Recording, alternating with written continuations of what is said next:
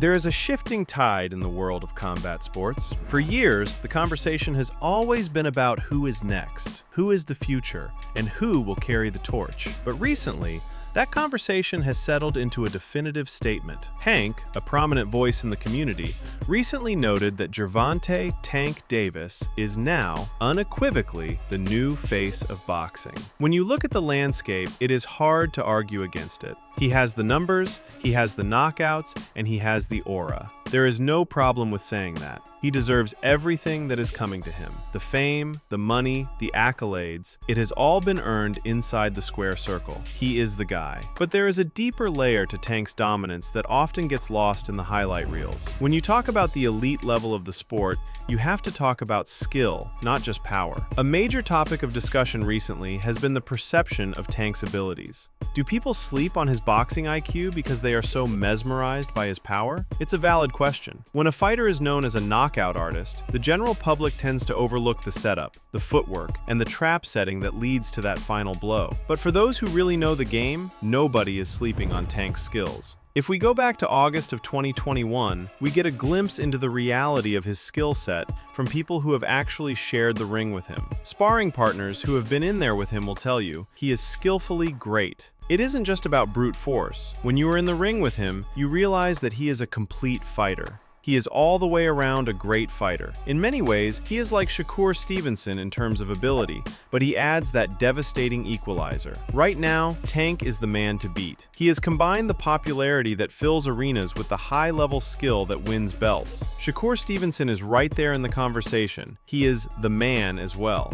But he hasn't yet reached that level of popularity that Davis commands. And into this landscape steps a new challenger, or rather, a rising force, Keyshawn Davis. He is a young, hungry lion at 135 pounds. He is the new guy on the block, but he carries himself like a veteran. And recently, Gervonta Davis stirred the pot. He went online and started sharing intriguing details about past sparring sessions. He brought up Shakur and he brought up Keyshawn Davis. Now, whenever you mention sparring in the boxing world, ears perk up. It is the forbidden fruit of the sport. What happens in the gym is supposed to stay in the gym, but when it leaks, it captures the imagination. Given Tank's long-standing rivalry with Shakur dating back to their amateur days, and the fact that both now hold titles at lightweight, any mention of sparring immediately grabs attention. It fuels speculation about future matchups that could define the era. But what many fans tend to forget is that Tank comes from an elite amateur background himself. Before the pay-per-views and the sold-out arenas, he was grinding in the amateurs. He crossed paths with several top names in high-level sparring sessions. Some fans are familiar with the now infamous gym footage involving Tank and Devin Haney that later surfaced, showing a young Tank holding his own. But there are countless behind-the-scenes stories that never made it to the public. One of those lesser-known stories involves Tank and Keyshawn Davis. Keyshawn is widely regarded as one of the most promising lightweights of his generation. This isn't just hype,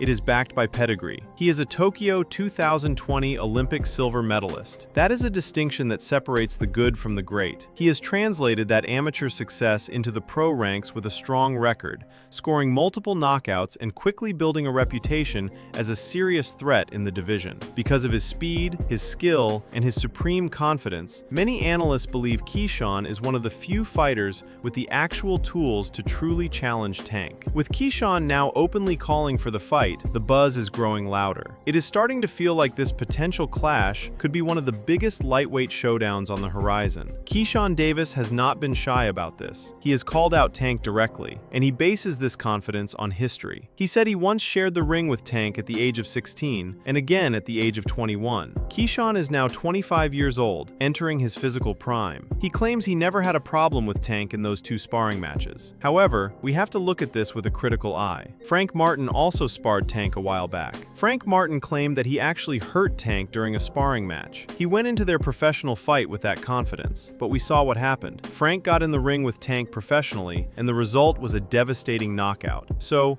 while gym stories are interesting, they aren't always the full picture. Despite that reality, Keyshawn Davis appears incredibly confident about beating Gervonta Davis in a professional fight. He has said that during their sparring sessions, he didn't feel uncomfortable. He didn't feel overwhelmed. Keyshawn has explained those sparring rounds in more detail during recent interviews, and the insight is fascinating.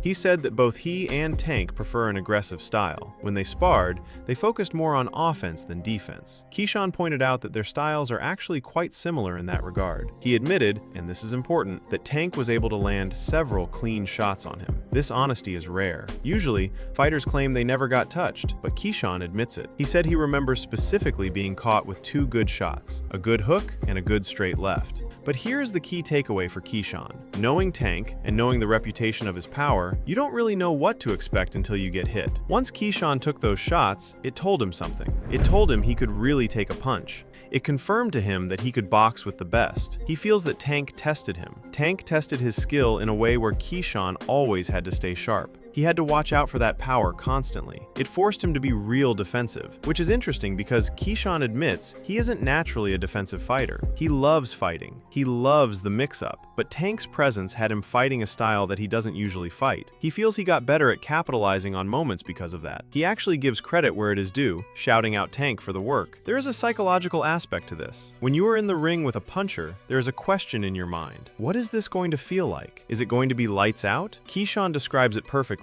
Once you get popped, you get an answer. It's like, okay, now I know how I take it. Now I know where the power is at. For a boxer, even in a real fight, if the opponent isn't known as a hard puncher, you still try to see. But with a guy like Tank, you might get hit and think, boom, oh, that was bad, but you shake it off. And if that shot comes again, you are going to be confident. You know you can survive it. It is really like once you take that first hit, the fear dissipates. You realize it isn't the end of the world. It's a necessary threshold to cross to really know how you want to fight your opponent. So, Keyshawn Davis does seem confident after those sparring sessions. He has expressed gratitude for the opportunity, saying the experience helped him better understand his own skills and his ability to handle powerful punches. Keyshawn also recently shared his thoughts on Tank's impressive knockout win over Frank Martin. He didn't hate on it. He called it a great moment for boxing. He praised both Tank and Frank Martin for delivering an exciting and entertaining fight for the fans. He is clearly watching the throne, but he respects the game. However, not everyone is convinced that Keyshawn is ready for that leap.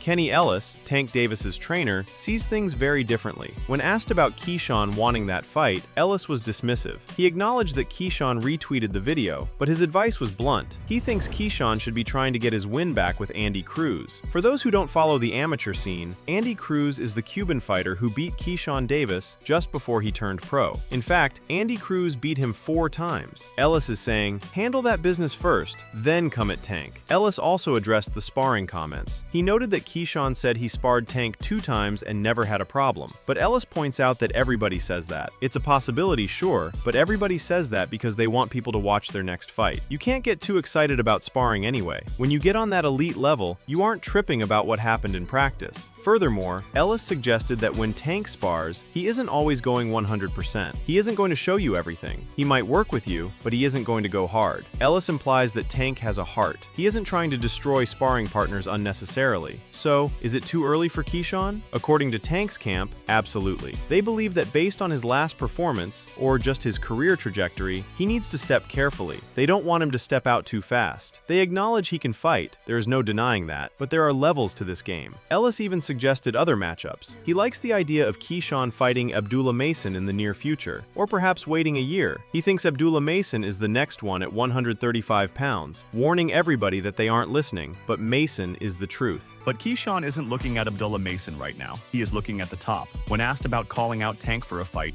Keyshawn responded calmly. He revealed a bit of the personal dynamic between them. He said that he and Tank once had a friendly relationship. They were cool, but things changed. The dynamic shifted after Tank sent him some text messages that Keyshawn felt were inappropriate or disrespectful. Keyshawn explained that while they were able to talk things out, the relationship was never the same afterward. He added that he believes a professional fight between them is likely to happen at some point in the future. In his own words, Keyshawn said Tank wasn't really on his radar like that initially. He never had a problem with Tank. He was always cool. The mindset was, when we run into each other, we run into each other. But there was a situation, a disagreement. Tank DM'd him. And after that DM, Keyshawn took it to another level. For Keyshawn, it's about respect. He feels that once you disrespect him in a way that crosses a line, he doesn't care anymore. Once the disrespect is there, the floodgates are open. He felt that DM was disrespectful. Even though they exchanged words after Tank's fight and kind of hashed it out, the energy energy had shifted. Keyshawn had already made a post on Facebook, and he wasn't going to go back on what he said. At the end of the day, he still wants the fight. They have a little history now. They don't have to be cool. They aren't really friends. So he isn't going to take the post down just because they talked. That post stays up because they are going to fight one day whenever Tank wants to make it happen. When asked about his abilities, Keyshawn Davis once again showed that unshakable confidence. He said he believes in himself and feels capable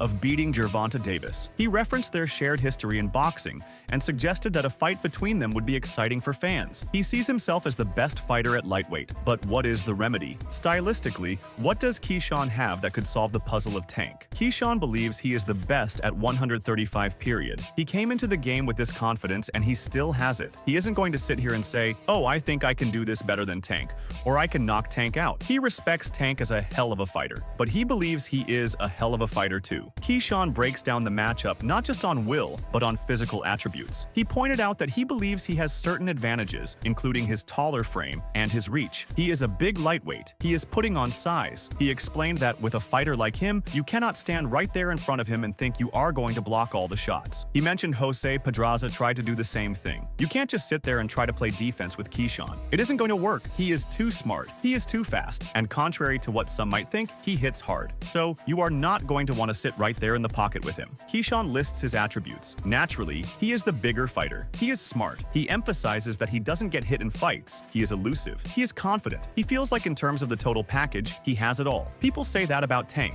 but Keyshawn argues, I'm bigger, I'm younger, I'm just as fast, I'm strong. He admits he might not be the single hardest hitter at 135, but he has respectable power. He spoke about his knockout win over Jose Pedraza specifically. He calls it a statement victory. It helped put him on the map. It was an important moment in his career because it brought him more recognition and boosted his confidence. The comparison is interesting here. Keyshawn knocked out Pedraza in the 6th round. To Tank's credit, when he fought Pedraza was undefeated and a world champion, but Tank also stopped him in the 6th round. Keyshawn believes this tells the viewers something. It tells them that Keyshawn is on that. He is on that level. He dislikes the constant comparisons where people say he isn't on the Ryan Garcia level or the Tank level. He feels he is stamped on that level. He understands the skepticism, he respects it, but he knows it is always going to take that one signature fight, like a Teofimo Lopez or a Navarrete, for the general public to say, damn, Keyshawn is ready. But in terms of his own internal belief, he has been telling everyone he is ready. He just needs the opportunity to show it. While Keyshawn has been vocal and Tank's camp has been dismissive, there is an interesting third party in this dynamic, Shakur Stevenson. When asked about the landscape of the division, Keyshawn gave a very honest assessment. You never know in this sport who gets to fight who first. Who expected Frank Martin to fight Tank, especially after all the talk about Shakur?